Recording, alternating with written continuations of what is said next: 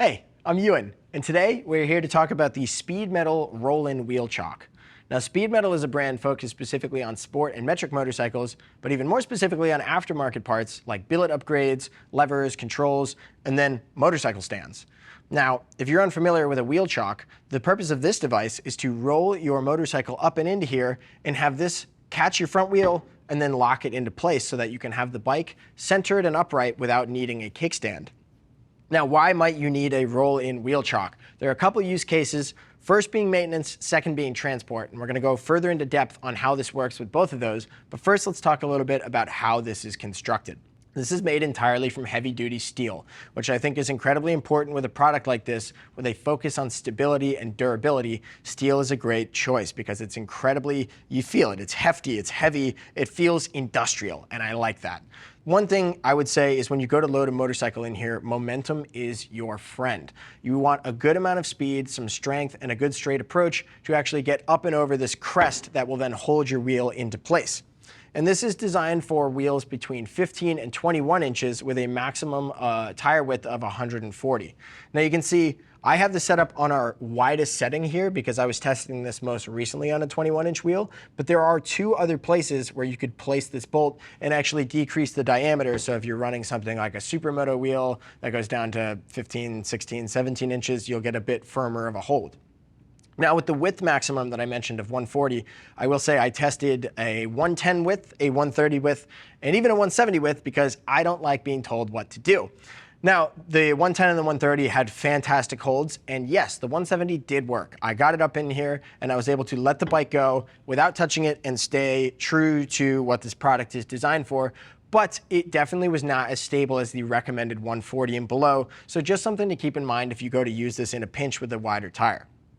Now, let's talk a bit about the use cases like I had mentioned. I think maintenance is a really important aspect to own one of these. If you do any sort of wrenching in your own garage and you're looking to take on a bit heavier projects or more involved projects, this is going to open up a lot of ability for you.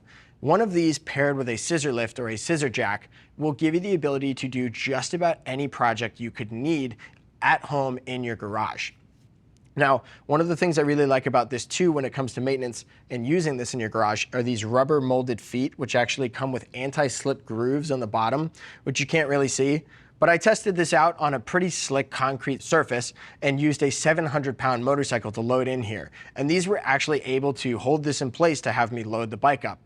It did take some momentum, I will say. When I was going a bit cautious in the beginning, it would slip out a bit, but proper momentum, 700-pound bike, the rubber held out really great. Once the bike's in there too, and I wanted to go do some wrenching on it, you have these tie downs which are integrated to then take two straps and strap the front of the motorcycle down and into the front of this chock here. So say if you're doing some heavy torque spec, it's going to be really nice and stable for you. Now, another thing to mention when it comes to grip and stability is there are 4 bolt holes integrated here, so that if you have an area of your garage designated to your motorcycle space, doing maintenance, doing your wrenching, you can physically bolt this into the floor of the garage, and then grip is superb from there because it's not going anywhere if it's bolted into garage cement. Now, another great use case for these is transporting motorcycles.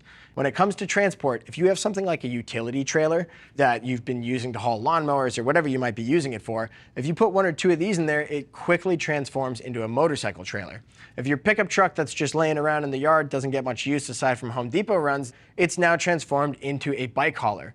And I forgot to mention for a maintenance aspect, if you have a motorcycle lift which doesn't actually have a chock in it, this will turn your motorcycle lift into more of a professional setting to work on your bike.